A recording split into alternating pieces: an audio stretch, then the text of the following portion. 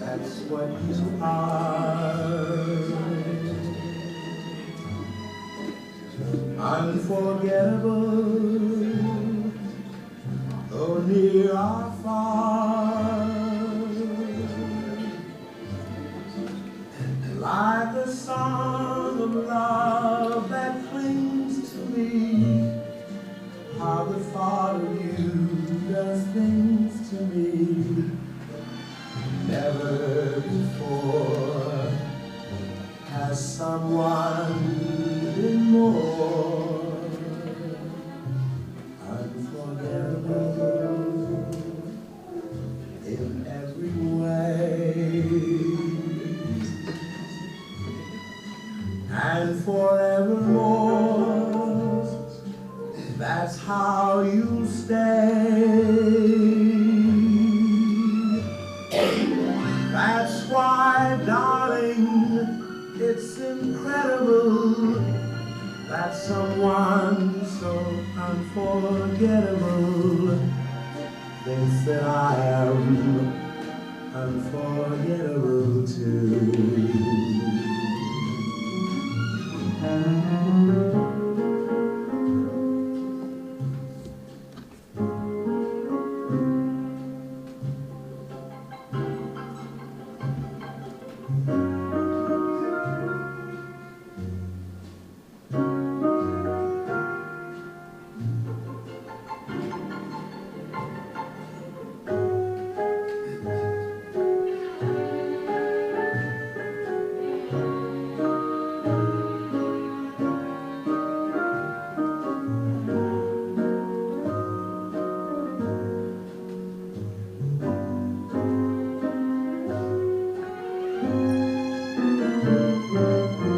Unforgettable in every way, and forevermore. That's how you stay. That's why, darling, it's incredible that someone so unforgettable thinks that I am unforgettable too.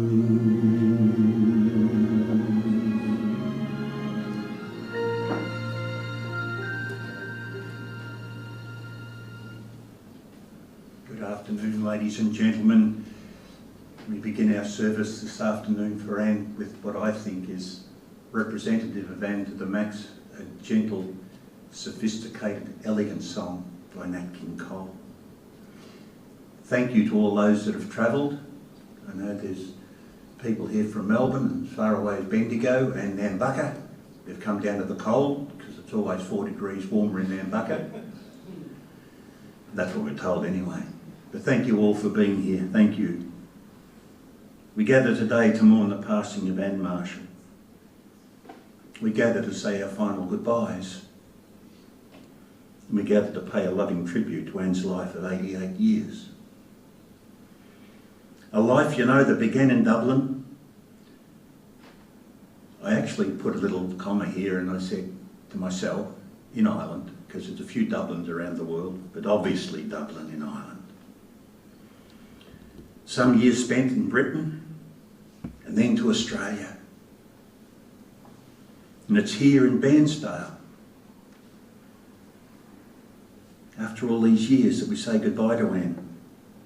And gathering as she went a most wonderful husband in Bill.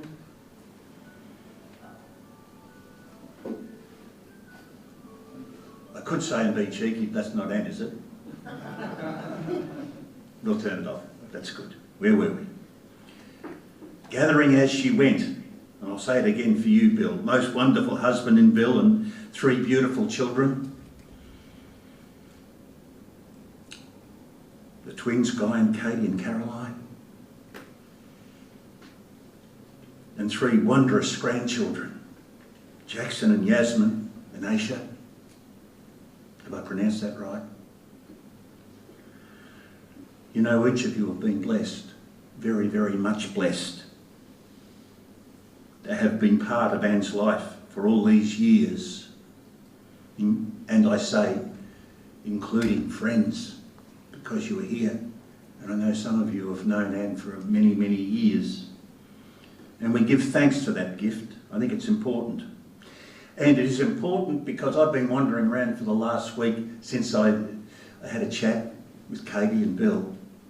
And I can't get it out of my head. It's often used, but I'm going to say, and I hope that you would agree, that Anne's life is a life absolutely well lived and lived to the absolute maximum. And I think that's wonderful. I've been told of a quiet but very hospitable lady. Made visitors welcome. Full cousins. I like that, Katie, when she said full cousins. Backpacking cousins, children of cousins. Cups of tea, nibblies, wine on occasion. At the correct time, of course, but at 5 o'clock somewhere. And the wondrous, please stay for dinner. And I'm sure some of you here will have experienced that. And had a great sense of humour. And we're going to celebrate that sense of humour a little bit later on. There's sadness today, there's no doubt about that. But because we're able to smile, because we actually have a giggle, doesn't mean that we're any less heartbroken. I think it's important to remember that. She was very funny. She had a very funny attitude and was very self-deprecating toward her frailties. She made light of things. She made light of things. In other words, she had a strongly positive attitude. It made it easier for us, said Katie and Bill. Made it easier by drawing it into herself, but projecting that positivity. It made it easier for us during the period prior to her passing. And in later years, she was quite petite. And both Katie and Bill agreed, but beautiful, beautiful in a frail way. I think the image of that's just amazing.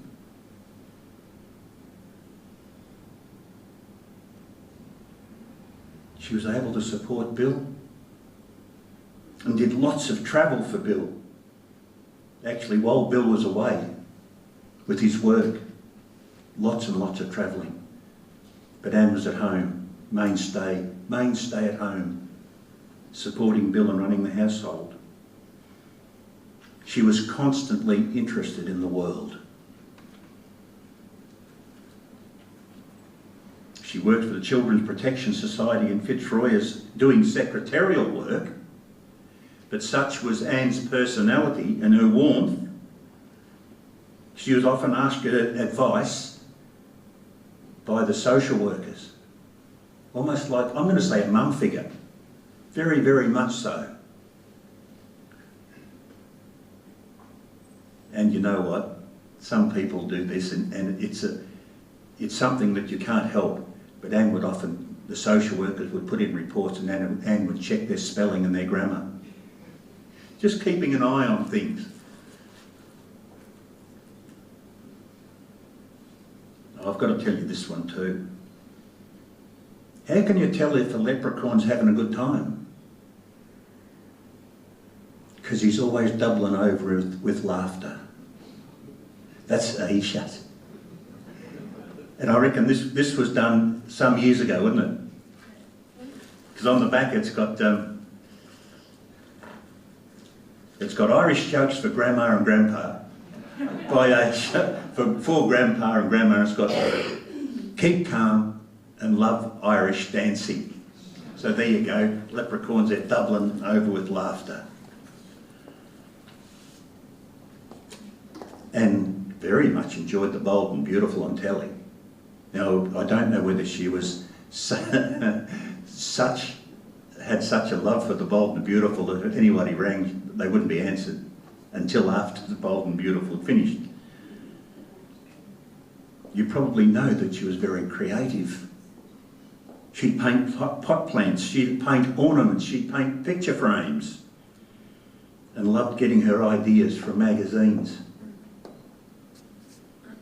And yes, she was interested in politics, world affairs, and she was very blue. Because I had to ask that, well, Bill, red or blue? Very blue in her political views.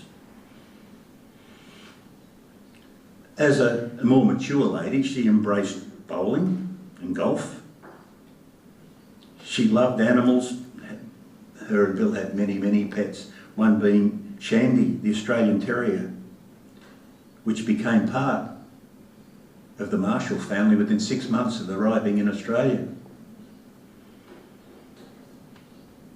And for Bill and for Anne, jazz nights, the love of jazz on a Friday night at a pub in Emerald, the Emerald pub in South Melbourne, in fact. It just happens now, I'm probably not going to get this right, Bill, but the publican's name was Jerry Blake. No, it was Luke. That was Luke. Luke Blake. But Jerry was the name of the Blake was the name of the manager there, and I think that won you a bottle of wine, didn't it? Yeah, well, I named myself as Bill Blake. Oh. Did you hear that up the back? Bill said, "Oh, I'm Bill Blake."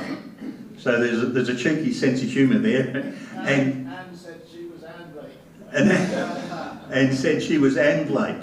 Thank you, Bill. I knew I'd get that wrong. There's just so many Blakes. Well, here's a bottle of wine. And I think you all would know that Anne and Bill are very, very independent people. Very independent. And I have a sense that you've enjoyed a really great life together. You've supported each other. I know Anne supported you while you were working, Bill, but you've very much supported each other in what you do. None of this staying home watching telly, ladies and gentlemen. And I've reiterated and lived life to the full. Now there's just a little piece, and you can follow it. It's a beautiful little poem on the back of your cards if you want to. It's called The Tide Recedes.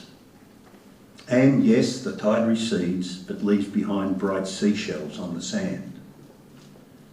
The sun goes down, but gentle warmth still lingers on the land. The music stops, and yet it lingers on in a sweet refrain. And for every joy that passes, something beautiful remains. And in my humble, the beauty that remains is the memory that we have of Anne and the experiences that every one of you have enjoyed with this lady.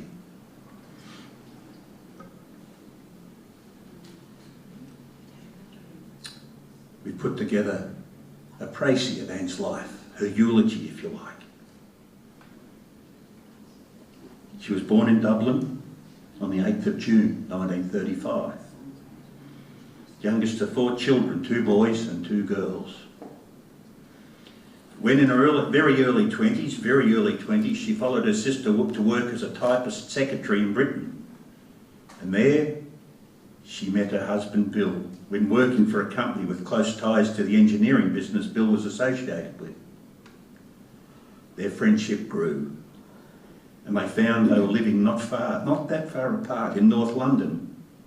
So they continued to see each other regularly and married back in Dublin on the 30th of August 1958. And Anne was 23 years old. Bill and Anne honeymooned in Bavaria and started married life in a flat in Barnet, Hertfordshire. Sometime later they moved into a new house in Potter's Bar in Middlesex, and while living there her sister Dorothy, she had a wee baby named Paul. Dorothy asked and to babysit baby Paul, and this convinced Anne that she fancied motherhood. And not long later she had twins, a boy and a girl, Guy and Katie, in Barnet Hospital. And there was a little time when Anne thought that she might, because of Dorothy's Paul, that she might call the twins Paul and Paula. Luckily she changed her mind about calling the twins Paul and Paula, and 3 years later, Caroline, you arrived. Some years later, the company Bill was working for moved from central London to Reigate in Surrey. Anne and Bill and family relocated to Bookham near Reigate, and during this time Anne learned to drive, and she rattled around Bookham in a Morris Minor van. Now she learned to drive with Bill as her tutor, and Bill says to me that it was an old Austin 7, which wouldn't have been so old back in those days. It had been suggested that Anne, during her early driving career, may not have been the best of drivers. But she did very, very well. And the kids have memories of rolling around in the back of the Morris Minor van. It'd be a little Morris Minor van, which it was, because there was no seatbelts back in the 60s. So you just piled in and closed the back door, and that was it. That was it. I don't know whether I mentioned that she did eventually become a very good driver. One of Bill's responsibilities at work was to host overseas visitors, and Anne was really excited when one visitor was an Australian. She could not stop asking him questions about Australia. His response was to offer Bill an attractive job over here. So a family with two 10-year-olds and a 7-year-old made the move to live in Melbourne. She was 36 by this time. She really embraced the Australian life. She enjoyed the outdoors. She always loved cooking and meeting people. And after a start living in Box Hill, the family moved to Doncaster. The girls had horses. Guy, you had a mini bike. And the family made a conscious effort to explore Victoria most weekends. I love that. Made a conscious effort, the two of you and the kids, to explore what Victoria had to offer most weekends. There were holidays up at Eildon for some years as well, and there were caravanning holidays. Remember I said earlier, life lived to the full. None of this sitting around watching telly. Anne's next inspiration was to move to a modern townhouse in South Yarra, living within walking distance of multiple restaurants and shops. It was in the mid-80s, and as Anne herself was very glamorous and classy, I believe that Chapel Street in the 80s was at its peak, and it was a very glamorous and classy place. During this time, Anne and Bill loved to travel. They spent winters in Queensland with a group of friends, travelled all around Australia, went on cruises, travelled to Europe to see Guy and Rosie and extended family there. And Anne also helped her sister and her family, Sister Dorothy and husband Steve and her family, settle in Australia around this time. She loved shopping and was very house proud. If she couldn't get to the shop, I've mentioned before, she'd paint things around the house and rearrange things. Her daughters have inherited this creativity, you girls, and possibly her granddaughters. They will too when they have their own homes. Anne and Bill soon discovered boating and joined a cruising club, the Victorian Family Cruising Club, and eventually found Painesville. Anne was the initiator in making most of these moves, and she loved the boating lifestyle. Anne always was entertaining people in her home and was an amazing cook. Now that's been mentioned twice, so she must have been pretty good. She and Bill had a very busy social life with a large group of friends. She also helped take care of her grandchildren during school holidays around this time. She taught them to bake and took them out and about her beloved Painesville. Anne made friends very easily, but you all know that, right up until the end. She had a lovely, quirky Irish sense of humour, and despite some pain and discomfort in her final days, she remained as positive as she was able to. and she left us on Thursday, April the 18th. And I hope she's found a spot to enjoy the next part of her life while we are left behind. She will be missed. She will be missed. Now, ladies and gentlemen, time to pause. We're going to watch a photo presentation with music by U2, a very, very famous Irish rock band. And Anne was actually is related to Bono, lead singer of that band. So it's only fitting. Not only have we got the Irish connection in Walk On, we've also got a family connection as well. So there it is. Thank you, Cal. Thank you, Sue.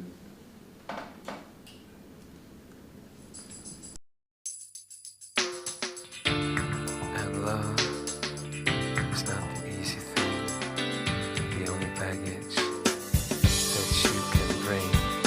Love is not the easy thing, the only baggage you can bring is all that you can't leave behind.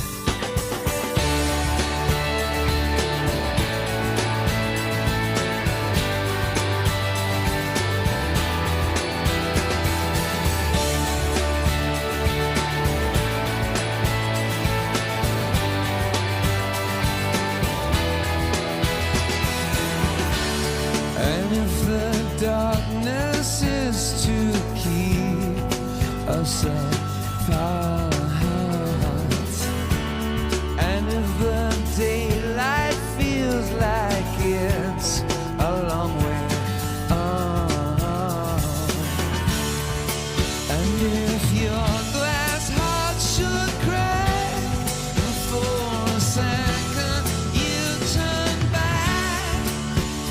Oh no, be strong.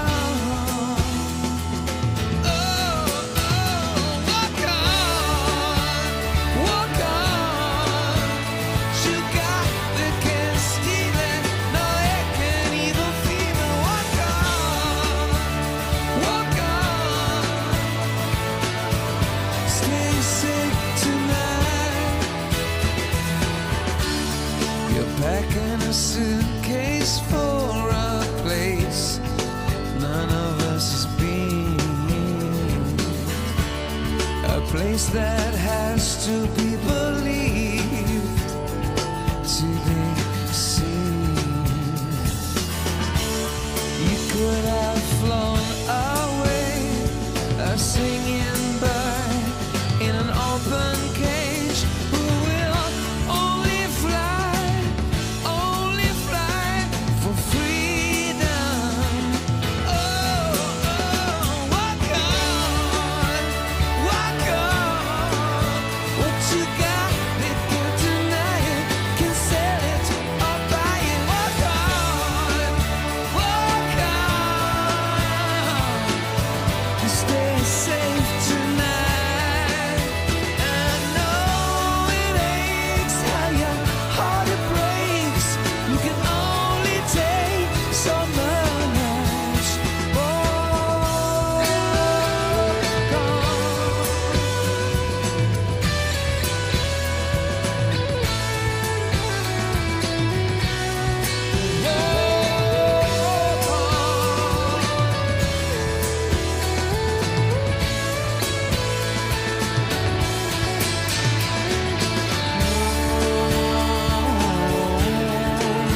hard to know what it is if you never had one home.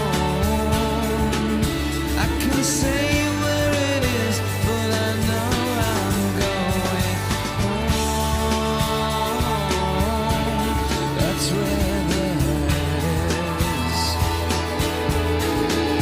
And I know it aches and your heart it breaks. You can only take so much. Walk on. You got to leave it behind. All that you fashion, all that you make, all that you build, all that you break.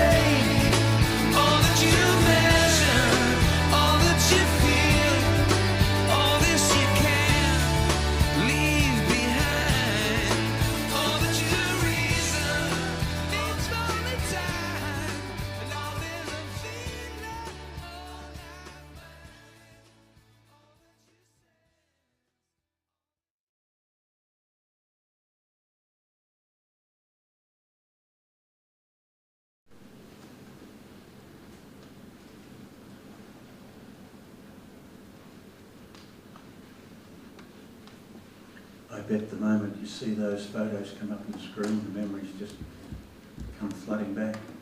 Bill, that beautiful looking Consul, Ford Consul, 58 or 59?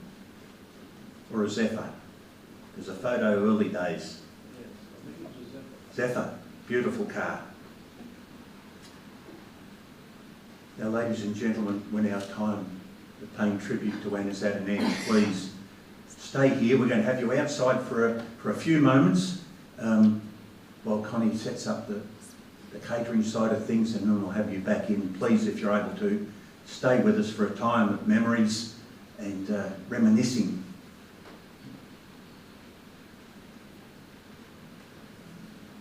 Now, Kelly said to me, how come you're just playing one song after another? Well, it's how we want it. This next song that we're going to just sit and listen to, and I would urge you to bring back your favourite memory of Anne, of your experience with this lady. And we're recognising, we're celebrating Anne and Bill's love of jazz with just a little bit of Acker-Bilk, and it's the classic jazz, Stranger on the Shore. Thank you, Cal.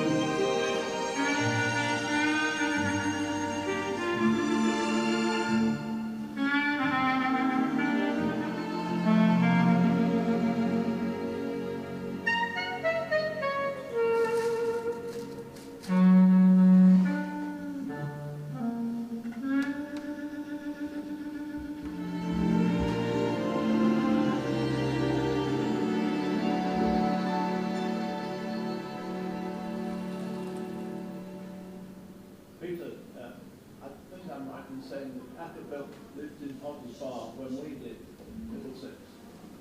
Can you hear that up the back?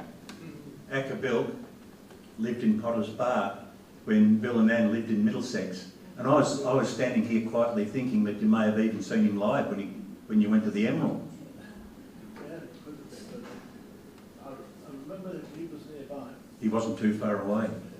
And that piece of music is as smooth as silk. Just beautiful, Bill. I'm glad we included that. Now, ladies and gentlemen, a time to invite you all, because we're not a large group, but to invite you all, if you feel that you'd like to come forward to Anne. Kelly's got some, what have we got, some rose petals and some rosemary for remembrance. You are most welcome, after Bill and the family have had a chance to say a quiet goodbye, to come forward to Anne and say your own quiet goodbye. And we're going to listen to a little bit of Bill Withers, another, well, a little bit smooth this one, but a bit upbeat, just the two of us. Thank you, Kel.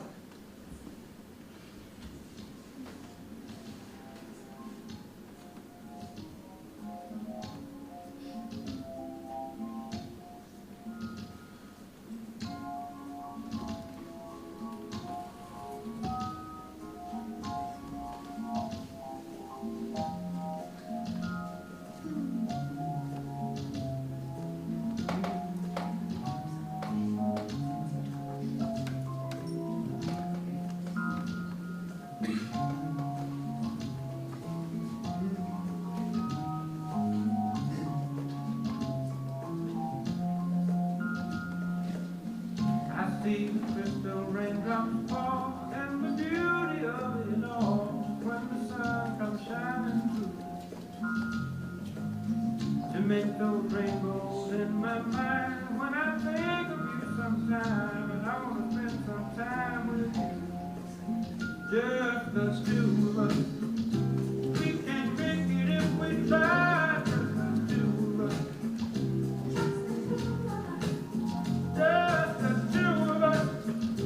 Building castles in the sky. Just the two of us.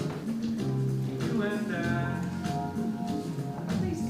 We look for love, no time for tears. Wasted water, all that is, and it don't make those flowers grow. Good things might come to those who wait, not to those who wait too late. We gotta go for all we know. Just the two of us. We can make it if we try. Just the two of us. Just the two of us. Building them castles in the sky. Just the two of us. You and I.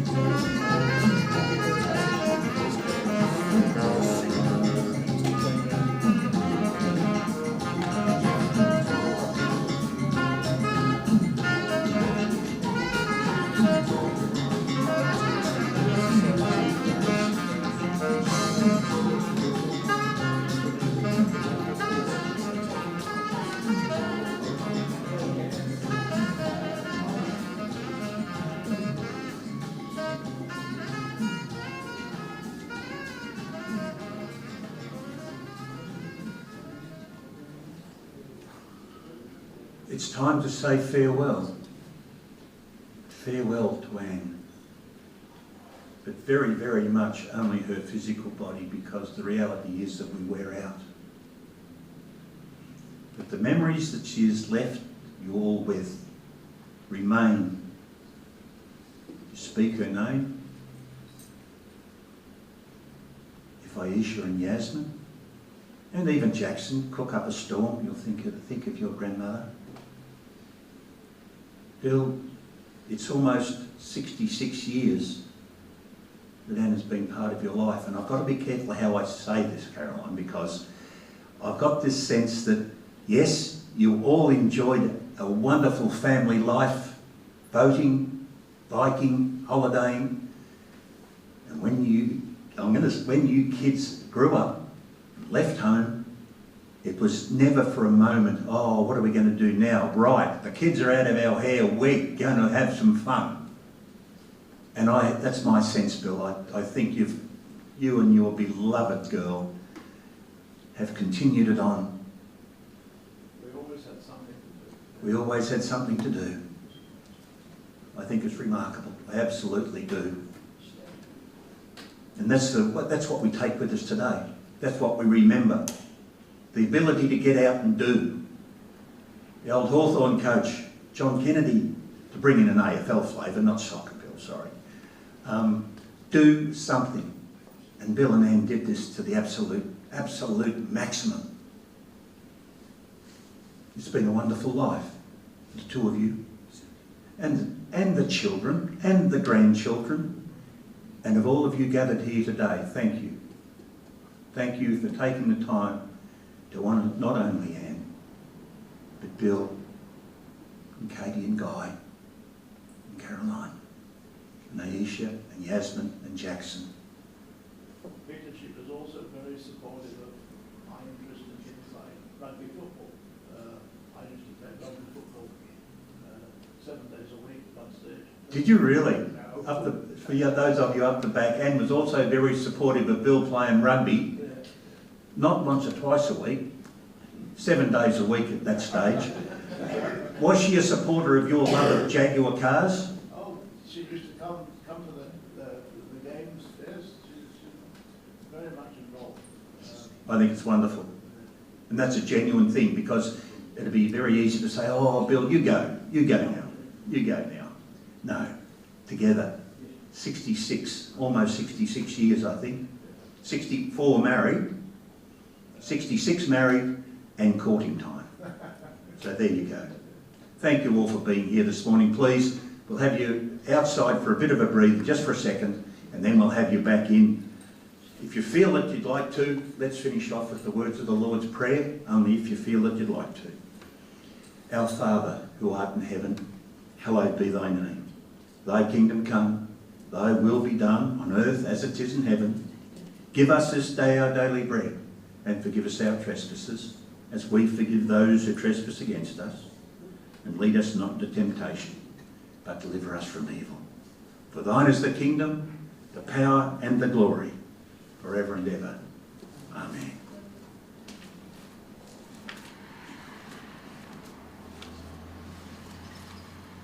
I'm going to finish off. Well, why should you never iron a 4-leaf clover? Because you shouldn't press your luck. Let's now commit Anne's body for cremation, and in doing so we acknowledge that we come into this world with nothing and we depart with nothing. However, the wonder of our time on this earth is that we leave behind warm, enduring memories to mark our years and to sustain those left behind. And for those of you who liked Anne, may memories be your comfort. For those of you who loved her, may you hold a sacred place in your hearts and a knowing smile on your lips. Rest peacefully, Anne. And our music to end, well, what's the problem with having a relative like Bono? A little bit of you too, ladies and gentlemen. Beautiful day. Thank you all for being here. Thank you, Cal.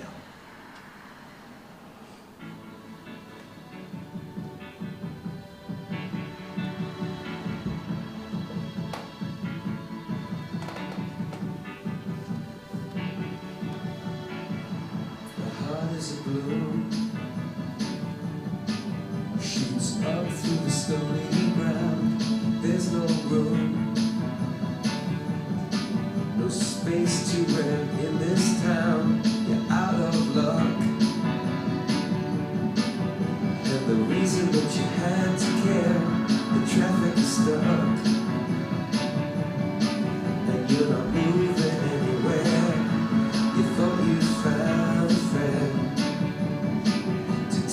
out of this place, someone you could lend a hand in return.